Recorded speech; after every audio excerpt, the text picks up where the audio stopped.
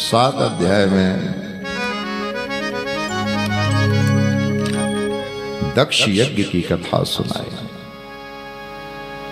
और दक्ष यज्ञ की कथा सुनने का फल भी बताया। भागवत में सब कथाओं का फल नहीं है, लेकिन इस कुछ कथाओं का फल बताया है। इदम पवित्रम परमेश चेष्टितम यशस्य मायुष्य मघोघ मर्षणम यो नित्यदा कर्ण नरोन कीर्तयेद धुनोत्यघम कौरव भक्ति भावता। दक्ष का विध्वंस करने वाले कुरनंदन श्री महादेव जी का यह पावन चरित्र यश और आयु को बढ़ाने वाला ये फल कथन है। कहते हैं श्री महादेव जी का यह पावन चरित्र यश और आयु को बढ़ाने वाला, पाप पुंज को नष्ट करने वाला है। जो पुरुष भक्ति भाव से इसका नित्य प्रति श्रवण और कीर्तन करता है वो अपनी समस्त पाप राशि को नाश कर देता है। ये फल अमनु महाराज के बेटे हैं जिनका नाम है उत्तानपाद।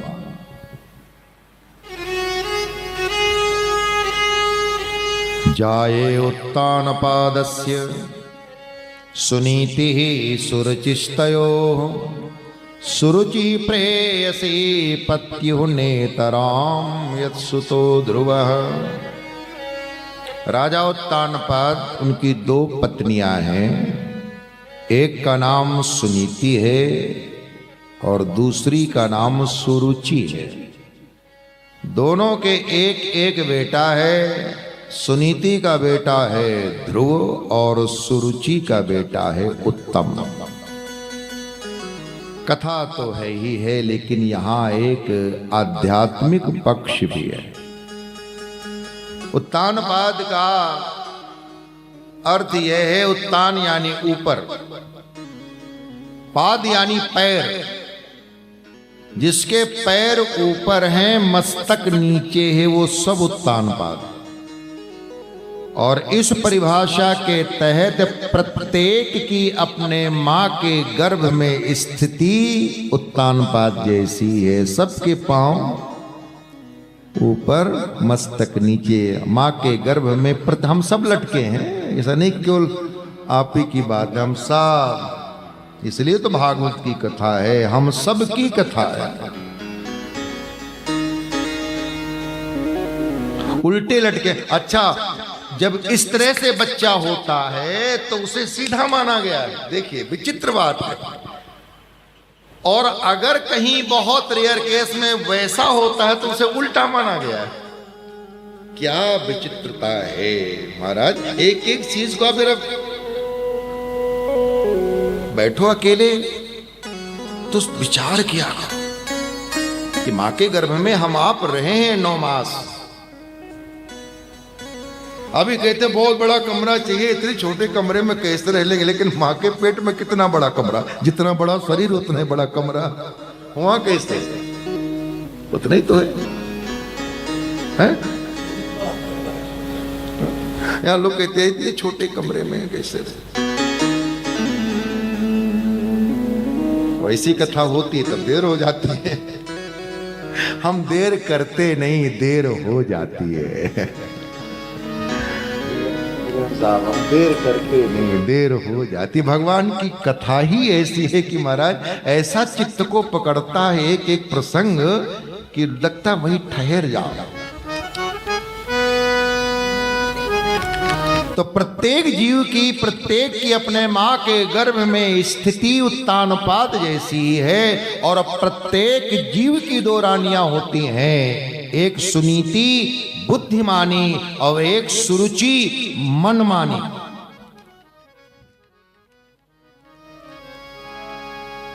सुनीति श्रेय का मार्ग है और सुरुचि प्रेय का मार्ग है।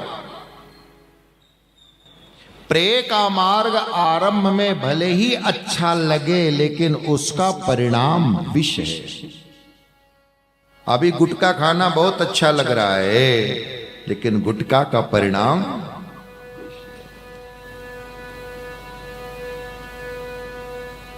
अभी सूर्योदय के बाद तक सोना बहुत अच्छा लग रहा है, लेकिन उसका इस तरह से सोना आगे रोग का आमंत्रण है। देखिए, हम अपने शरीर को स्वयं रोगी बनाते हैं। अगर शास्त्रीय वचनों के अनुसार, सदगुरु के वचनों के अनुसार जीवन ये तो जीवेद शरदय सतम कहा गया है। 100 साल का जीवन निरोगी होता है। रोग तो हम बुला रहे हैं। जब सोना चाहिए तब जागते हैं, जब जागना चाहिए तब सोते हैं, तो रोग तो आएगा ही। चलिए, तो प्रेय का मार्ग आरंभ में भले ही अच्छा लगे, लेकिन उसका परिणाम है विष, और श्रेय का मार्ग आरंभ में भले ही कड़वा लगे, लेकिन उसका परिणाम है अमृत। भजन करना भले ही भी अच्छा न लगे, भोर सुबह उठना भले ही भी अच्छा न लगे, मॉर्निंग वॉक करना भले ही भी अच्छा न लगे, कसरत व्यायाम करना भले ही भी अच्छा न लगे, लेकिन उसका परिणाम अमृत। प्रेय के मार्ग इंद्रिय सुखों से संबंधित है, जबकि श्रेय का मार्ग आत्म कल्याण से संबंधित है। प्रेय के मार्ग पर चलने से जीव जन्म मृत्यु के चक्कर में भटकता रहता है, जबकि श्रेय के मार्ग पर चलने से जन्म मृत्यु के बंधन से छूट जाता है। प्रेय के मार्ग पर चलने से जो सुख मिलता है वो तत्कालीन होता है, थोड़े समय के लिए होता है, लेकिन श्रेय के मार्ग पर चलने से जो सुख मिलता है वो अविचल होता है, चिरकालीन होता है, अटल होता है, अविनाशी होता है और ध्रुव होता है।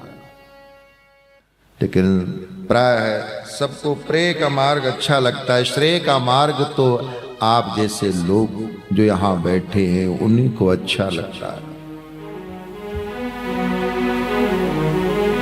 एक दिन की बात है, राजा उत्तानपाद सुरुचि के बेटे उत्तम को गोद में लेकर के बैठे हैं, लाड़ प्यार कर रहे हैं, दुलार कर रहे हैं। बोले भक्त वत्सल भगवान की जय। जैसे रखे राम जी रहना चाहिए, जैसे रखे राम जी रहना चाहिए, जैसे रखे राम जी रहना चाहिए, जैसे रखे राम जी रहना चाहिए, जैसे रखे राम जी रहना चाहिए, जैसे रखे राम जी रहना चाहिए। मान अपमान सब सहना चाहिए, मान अपमान सब सहना चाहिए, मान अपमान सब सहना चाहिए, मान अपमान सब सहना चाहिए।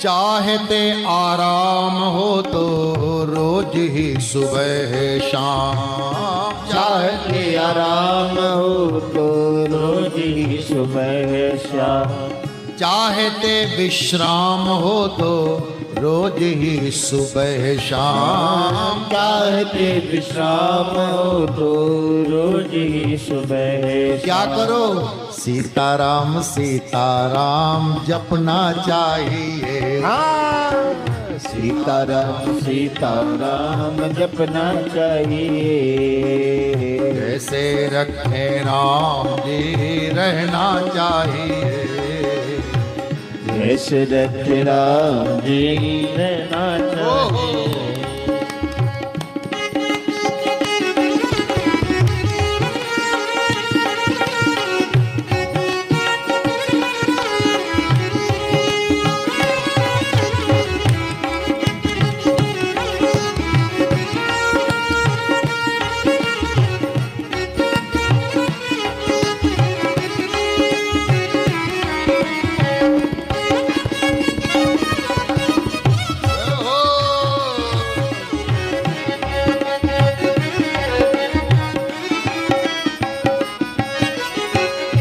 अनुकूल प्रतिकूल दोनों ही कुलों के मध्य। अनुकूल प्रतिकूल दोनों ही कुलों के कुल। देखो महाराज, जीवन है तो अनुकूलता ही अनुकूलता नहीं रहेगी, प्रतिकूलता भी आएगी। नदी के दो किनारे होते एक दूसरे के विपरीत होते हैं। अनुकूल प्रतिकूल दोनों ही कुलों के मध्य। अनुकूल प्रतिकूल दोनों ही कुलों के कुल। सरिता समान सदा बहना चाहिए। सरिता समान सत बहना चाहिए। ऐसे रखे राम जी रहना चाहिए। जैसे रखे राम जी रहना चाहिए।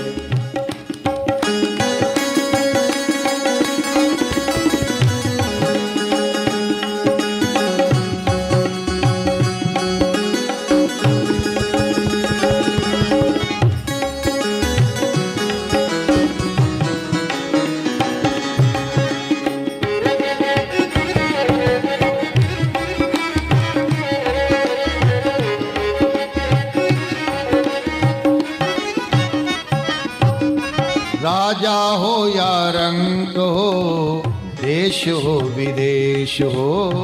राजा हो या रंग हो, देश हो विदेश हो। राजा हो या रंग हो, देश हो विदेश हो। राजा हो या रंग हो, देश हो विदेश हो।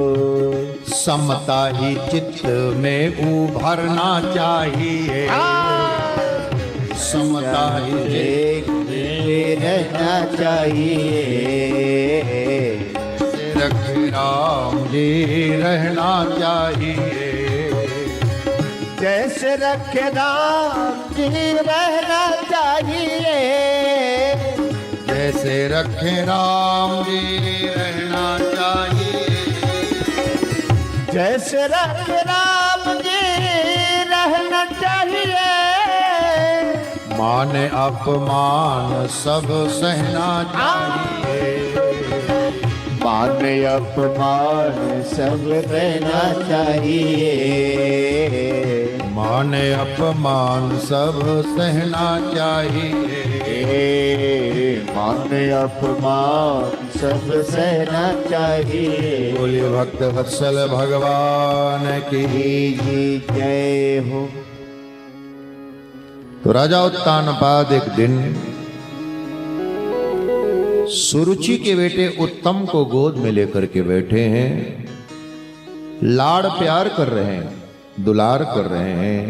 उसी समय सुनीति का बेटा ध्रुव पिता की गोद में बैठने की इच्छा लेकर के पिता के समीप आया और कहा, पिताजी, उत्तम भैया आपकी गोद में बैठा है, मैं भी आपकी गोद में बैठूंगा, मुझे भी अपनी गोद में ले लीजिए। ध्रुव जी की उम्र 5 वर्ष है। राजा उत्तानपाद ध्रुव को भी गोद में लेने के लिए हाथ फैलाते हैं, लेकिन पास में खड़ी है सुरुचि और उसने राजा को बड़ी बड़ी आंखें निकाल के दिखाई, मतलब तुम्हें ध्रुव को गोद में नहीं लेना। और फिर ध्रुव को फटकारते हुए बोली, तुम एक अभागन का बेटा है, तूने एक अभागन के कोख से जन्म लिया है, अभागन के उदर से पैदा हुआ है, राजा की गोद चाहता है, राज सिंहासन में बैठना चाहता है। जा जा चला जा यहां से। अगर तुझे राजा की गोद में बैठना है, राज सिंहासन पर बैठना है, तो वन में जाकर के तपस्या कर। तपस्या करके भगवान को प्रसन्न कर और प्रसन्न भगवान से वरदान प्राप्त कर कि तू मेरी कोख से जन्मे, और जब तू मेरे पेट से जन्मेगा तब मैं तुझे राज सिंहासन पर बिठाऊंगा। फटकारा है, डांटा है। जितने बड़े ध्रुव जी हैं नहीं उतनी बड़ी बात सुरुचि माने गई। जब तक उसने ये कहा कि तू वन में जाके तपस्या कर, भगवान को प्रसन्न कर, तब तक उतनी बुरी नहीं लगती है। लेकिन तब जब यह कहती है कि भगवान प्रसन्न हो जाए तो भगवान से यह वरदान मांगना कि तू मेरी कोख से जन्म ले, तब मैं तुझे राजा बनाऊंगा।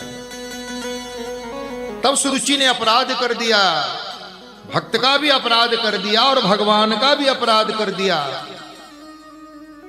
भक्त का अपराध ये किया कि इसकी कोख से तो तब जन्मेंगे जब ध्रुव जी अभी मर जाएं, मरेंगे तब ना इसकी कोख से जन्मेंगे, तो मानो मृत्यु का शाप दे रही है।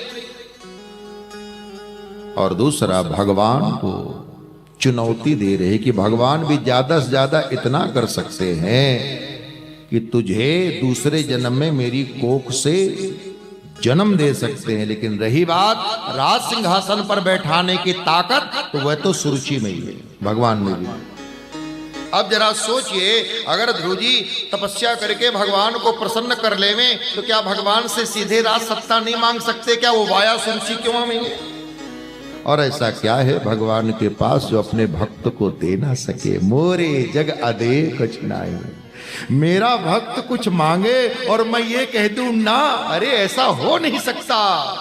मेरा भक्त मुझसे जो मांगे मैं देता हूं। हाँ, आप जो मांगते कभी कभी नहीं मिलता, उसमें परमात्मा जानते हैं कि ये देने से इसका कल्याण नहीं, इसलिए नहीं। लेकिन ऐसा नहीं, भगवान परम उदार है, महादानी है, अपने आप को दे देते। मोरे जग अदे कछुनाए। ध्रुव जी रोने लग जाते हैं, बाप की तरफ कातर निगाह से देख रहे हैं।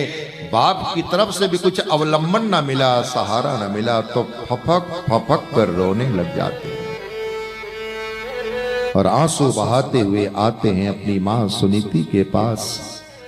सुनीति ने अपने लाल को गोद में बिठाया, बहते हुए आंसुओं को पोंछा और कहा, मेरे लाल तुझे किसने रुलाया है, किसने दुखी किया है? यहां भागवतकार लिखते हैं, तम निश्वसंतम स्फुरिताधरोष्ठम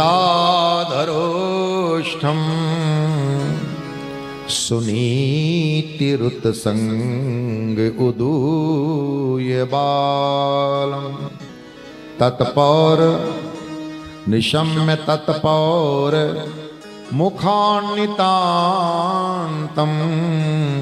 सा विव्यते यद्गदितम स्वपत्न्या। ध्रुव जी के होठ कांप रहे हैं, आंखों से गर्म गर्म आंसू बह रहे हैं, मुख से गर्म गर्म श्वास निकल रही है। माने का बेटे घबराओ नहीं, रो नहीं, बताओ तुम्हें किसने दुखी किया है, तुम्हें किसने रुलाया है? तो ध्रुव जी ने सारी घटना कह सुनाई, वो सारा वृत्तांत सुनाया। सुन करके सुनीति माँ दुखित तो हुई, लेकिन सुनीति जैसी माताओं का जो समझाना है वो हम सबको समझने जैसा है। सुनीति ने कहा, बेटा सुरुचि माँ ने कितनी अच्छी बात कही। देखो पुत्र, सुरुचि तुम्हारी माँ है और माँ सदैव अपने बेटे का मंगल चाहती है, कल्याण चाहती है। जो मैं ना तुम्हें समझा सकी, बता सकी, वो तुम्हारी सुरुचि माँ ने तुम्हें बताया। ठीक ही तो कह रही है बेटा, तेरा जन्म लौकिक सुखों की प्राप्ति के लिए नहीं हुआ, तेरा जन्म तो भगवान की प्राप्ति के लिए हुआ पुत्र। और तुम्हें चाहिए कि तुम अपनी सुरुचि माँ की आज्ञा का पालन करो। बेटा, पिता से 10 गुना ज्यादा अधिकार माँ का होता है और माँ से भी विशेष अधिकार सौतेली माँ का होता है। तुम्हारी सुरुचि माँ कितनी भली है बेटा, तुम्हें तपस्या के लिए, भजन के लिए ही तो कह रही है। ये समझाया और ऐसा ही समझाना चाहिए हम सबको अपने अपने घरों में। तिल का ताड़ नहीं बनाना चाहिए, राई का पर्वत नहीं बनाना चाहिए। ऐसा कौन सा घर है जहां कुछ बर्तन न खटकते हो? लेकिन हां, सूख नखाओं से सावधान रहना, उनसे सावधान रहना। रावण तो मारा गया, इसका तो सब जगह, लेकिन सूख नखा कहीं मारी गई, ऐसा कहीं दिख। सुपनखा से सावधान। देवरानी जेठानी में झगड़ा करावे, बहुओं में झगड़ा करावे, बात को इधर से उधर करें, उनसे सावधान रहना। देखो बढ़नी बंधी हुई है तो उसमें घर को स्वच्छ करने की सामर्थ्य है, तिनके बिखर गए तो स्वयं कूड़ा बन जाते हैं। बंधी मुट्ठी उसकी बात ही कुछ और है। आजकल एकल परिवार, अरे एकल की कौन कहे, नाभिकी परिवार हो रहा है। हे भगवान, सामूहिक परिवार की ताकत है बालक। बोले भक्त वत्सल भगवान की जय। तो बेटे, मां से 10 गुना ज्यादा अधिकार, पिता से 10 गुना ज्यादा अधिकार मां का है, और मां से भी विशेषाधिकार सौतेली मां का है। बेटा, तुम्हें चाहिए कि तुम सुरुचि मां की आज्ञा का पालन करो। तो ध्रुव जी ने कहा, तो मां आप भी चाहती हैं कि मैं वन में जाऊं, तपस्या करूं? बोले हाँ पुत्र, अवश्य जाओ। और ध्रुव जी मां के चरणों में प्रणाम करके जैसे ही वन की ओर प्रस्थान करते हैं, मां ने कहा, पुत्र मैं पुनः आशीर्वाद देती हूं। ये मां का आशीर्वाद है कि तुम्हें शरीर के पिता ने भले ही गोद में ना बिठाया हो, लेकिन जगत के पिता तुम्हें अपनी गोद में अवश्य बिठाएगा। ये मां का आशीर्वाद है। मां के चरणों में वंदन करके ध्रुव जी वन को प्रस्थान करते हैं।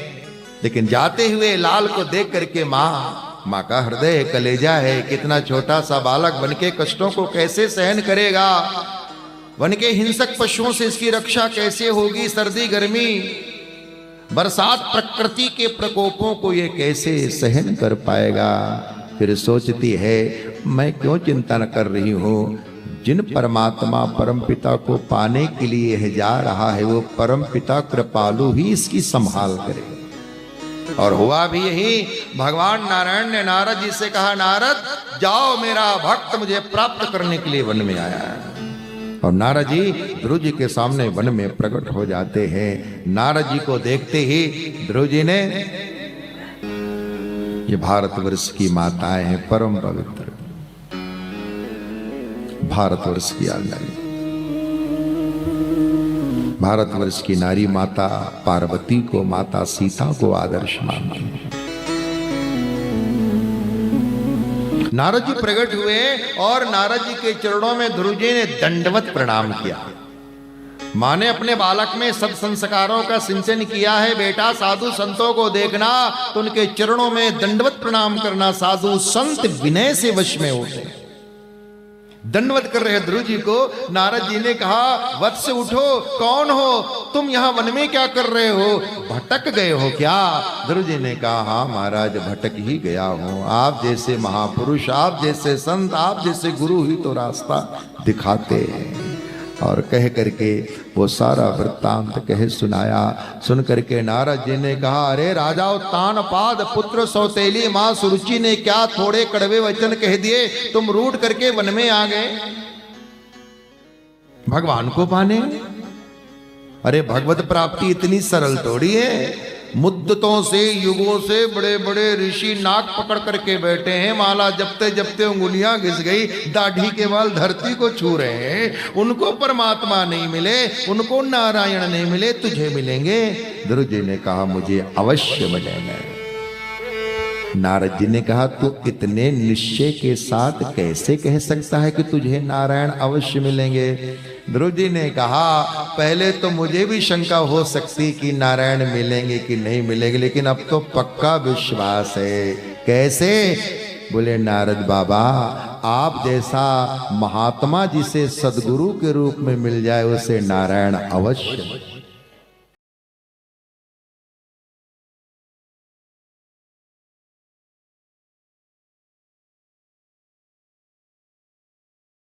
आनंद टीवी से जुड़ने के लिए आप हमें व्हाट्सएप करें 9277395752 पर।